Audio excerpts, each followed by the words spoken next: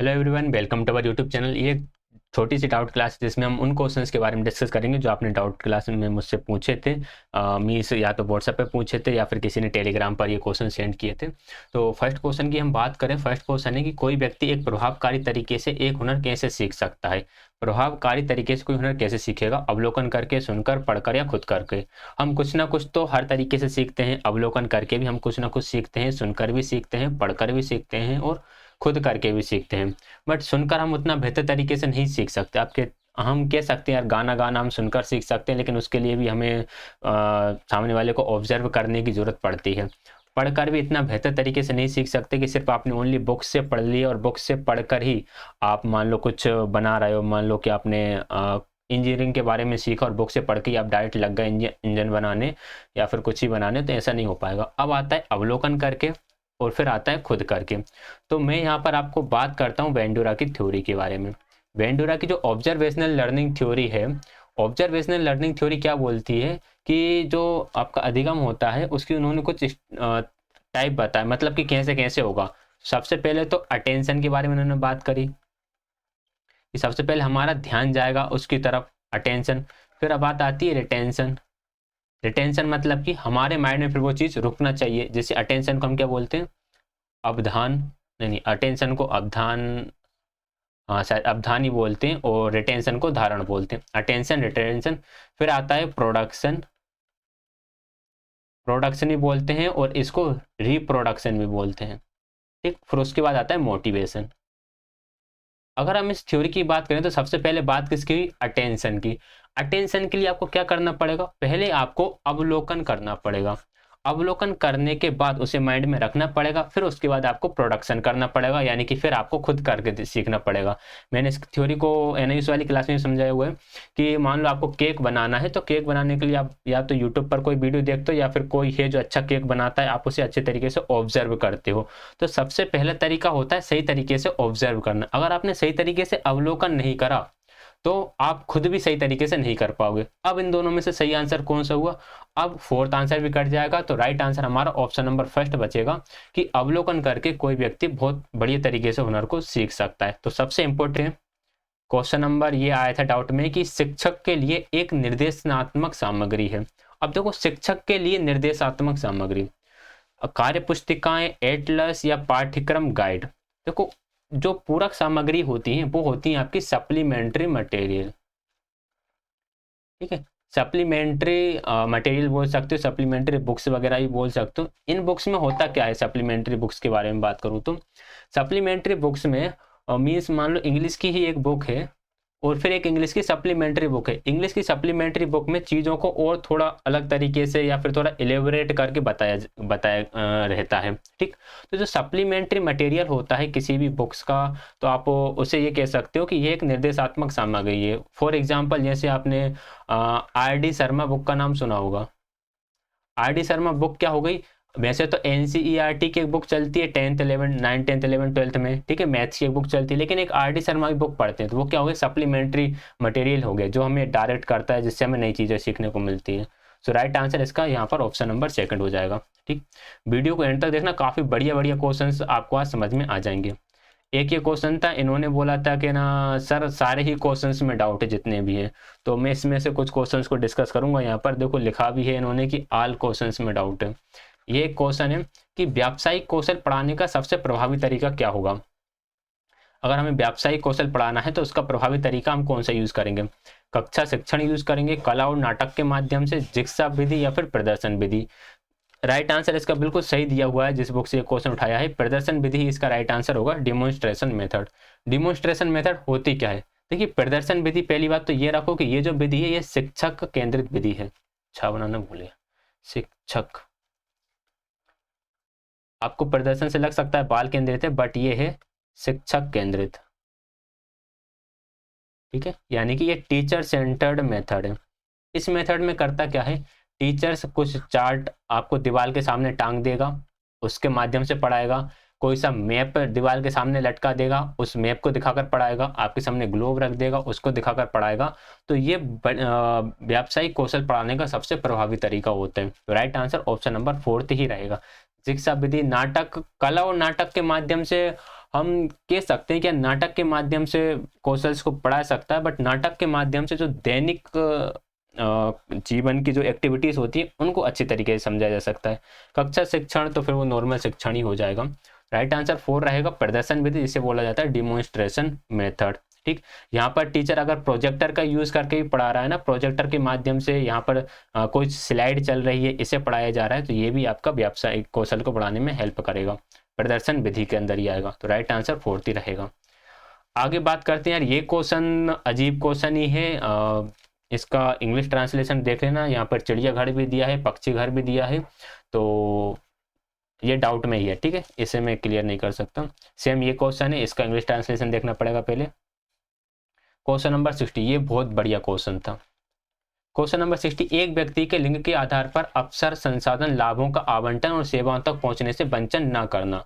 मतलब कि किसी भी व्यक्ति को वंचित नहीं किया जा रहा है, सभी को समान अवसर दिए जा रहे हैं, संसाधन प्रोवाइड किए जा रहे हैं, सारे लाभ मिल रहे हैं, तो ये लैंगिक समानता ही रहेगा। ठीक, ये क्वेश्चन तो ईजी था, लेकिन इसके जस्ट बाद जो क्वेश्चन आया ना, ये बहुत बढ़िया क्वेश्चन था। क्वेश्चन नंबर 61, लैंगिक संवेदनशीलता का विपरीत क्या है? लैंगिक संवेदनशीलता मतलब कि जेंडर सेंसिटिविटी। अब ये जेंडर सेंसिटिविटी क्या है, इसको समझो। पहली बात तो देखिए, अगर हम जब भी हम स्कूल में जाते हैं तो स्कूल में हमें 2 रो अलग तरह की रो देखने के लिए मिलती है। मतलब ऐसा देखने को मिलता है, ये यहाँ पर गर्ल्स बैठी हुई होती हैं और यहाँ पर बॉयज बैठे हुए होते हैं, बीच में गैप होता है टीचर के आने जाने के लिए। जनरल क्लासरूम ऐसे ही होते हैं कि एक साइड गर्ल्स बैठेंगे, एक साइड बॉयज बैठेंगे। ठीक, और स्कूलों में होता क्या है, बॉयज एंड गर्ल्स के लिए अलग अलग टॉयलेट्स भी होते हैं। ठीक, अगर हम कुछ सिटी बस की बात करें तो कुछ सिटी बस ऐसी हैं जिसमें जो वुमेन है उनके लिए आगे की कुछ सीटें रिजर्व होती हैं और मेंस के लिए पीछे की कुछ सीटें रिजर्व होती हैं। मींस बाकी सीटों पर सब मेन बैठ जाते हैं, गर्ल्स वुमेन्स के लिए कुछ सीटें रिजर्व होती हैं। अगर हम ट्रेन की बात करें या फिर और जगह की बात करें, वहाँ पर कुछ इस तरह की चीज़ें हमें देखने को मिलती हैं। अब ये चीज़ है क्या? अगर हम बात करते हैं कि जेंडर समानता की, बॉयज़ एंड गर्ल्स में कोई भेदभाव नहीं है, तो हम इनको साथ में क्यों नहीं बिठाते? हम वुमेन्स के लिए सीट रिजर्व क्यों करते हैं? ठीक, अगर हम बैंक की बात करें तो, या फिर कहीं पर भी जैसे लाइन, बैंक में लाइन लग रही है, सारे लाइन में क्या है, सिर्फ बॉयज़ ही हैं और लाइन बहुत लंबी, और वहीं पर एकदम कोई वुमेन आ जाती है तो फिर उसे पहले एंट्री पहले उसका काम करने के लिए दे दिया जाता है। ये चीज़ें क्या है? बस में आप जाते हो, आप बैठे हुए सीट पर कोई महिला चढ़ती है तो आप खड़े हो जाते हो, महिला को बैठने देते हो। ये क्या है? अगर हम जेंडर समानता की बात करें तो उस वुमेन को खड़े रहना चाहिए था, या फिर जो वुमेन बैंक में आई थी उसे बॉयज़ की जो लाइन थी उसके सबसे पीछे खड़ा होना चाहिए था। हम ये जो काम करते हैं ये है जेंडर सेंसिटिविटी, जेंडर संवेदनशीलता कि यार ये बॉयज़ एंड गर्ल्स की रो अलग होना चाहिए।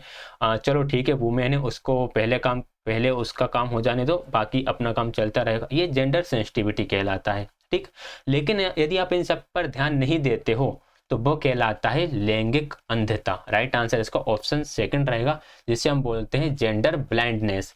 जेंडर ब्लाइंडनेस में होगा क्या कि बॉयज गर्ल्स साथ में बैठ रहे हैं, कहीं भी बैठ रहे हैं, कोई ध्यान नहीं दिया जा रहा। बैंक में बॉयज की एक बहुत लंबी लाइन लगी हुई है, सारे उसमें क्या कहते हैं, मेल ही खड़े हुए हैं, कोई वहाँ पर फीमेल आती है तो उसके लिए भी वहीं पर खड़ी है या फिर वो परेशान हो रही है। ये है आपका क्या, लैंगिक अंधता, क्योंकि आप बिल्कुल देख ही नहीं रहे हो। तो राइट आंसर इसलिए इसका ऑप्शन नंबर सेकंड होगा। लैंगिक विश्लेषण में ये होता है कि आप डिस्क्रिमिनेट करते हैं, इस लिंग के बारे में, जो मेल है फीमेल है, इनमें क्या, इनके काम क्या है, इन्हें किस किस तरह से अपनी सामाजिक रोल निभाने पड़ते हैं, उसके बारे में बात करते हैं। तो इसे हम इसका अपोजिट नहीं कह सकते। जेंडर असमानता को कुछ हद तक बोल सकते थे, लेकिन जेंडर असमानता किसका, जेंडर समानता का अपोजिट है। लेकिन यहाँ पर वर्ड है जेंडर सेंसिटिविटी। तो right answer option number second रहेगा। क्लियर हुई बात? अब मुझे लगता है आपको ये क्वेश्चन क्लियर हो गया होगा।